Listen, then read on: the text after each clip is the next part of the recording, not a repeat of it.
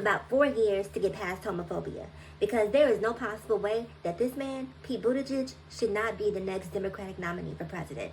If you have watched Pete Buttigieg on Fox News, if you have seen his interviews, if you have seen him in debate, if anybody is ready to eviscerate the right, it is Pete Buttigieg. Pete Buttigieg and maybe AOC or Jasmine Crockett for VP, so that we can get some younger, more vibrant energy up in there. Not just younger and vibrant, but we want young, vibrant, intelligent, and capable. We want civilly disobedient.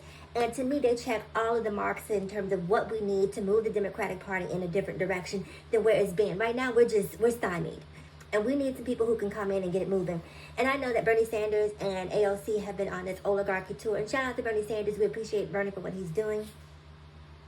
But I just think that train has left the station. Sorry, Bernie.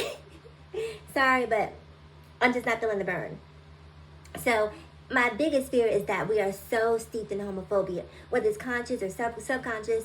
There's so much homophobia that has been programmed to even LGBTQIAP plus people, right? There's a lot of homophobia, a lot of internalized homophobia within the LGBTQIAP plus community that I'm concerned about them being able to rally behind Pete Buttigieg because he is the most qualified, right? And also with this whole backlash that we're seeing against DEI, if you put AOC, if you put Pete Buttigieg, if you put Jasmine Crockett, then all of a sudden people on the right are going to say, oh, this is the DEI ticket. This is, look at them. They're actually including people.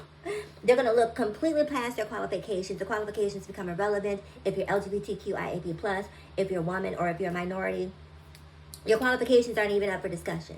All they see is identity politics at that point. They don't see the credentials that you bring to the table. And when you look at the credentials of AOC, Jasmine Crockett, and Pete Buttigieg compared to the people who are in the Trump cabinet, it's a no-brainer. But we as a Democratic Party have to be smart enough to not buy into the messaging from the right, because this is what caused this major shift with Joe Biden midstream, where they kept saying, oh, Joe Biden is old. Now that debate performance was a little slothy, in my opinion.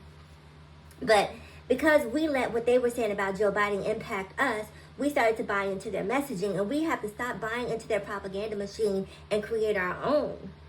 Because what they're very good at is making us second guess our choices.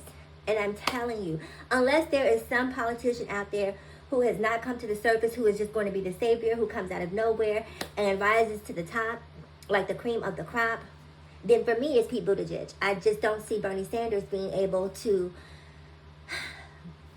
really invigorate and energize the base in the way that we need. We need new, we need fresh, we need intelligent, we need capable, we need resilient, we need resistant.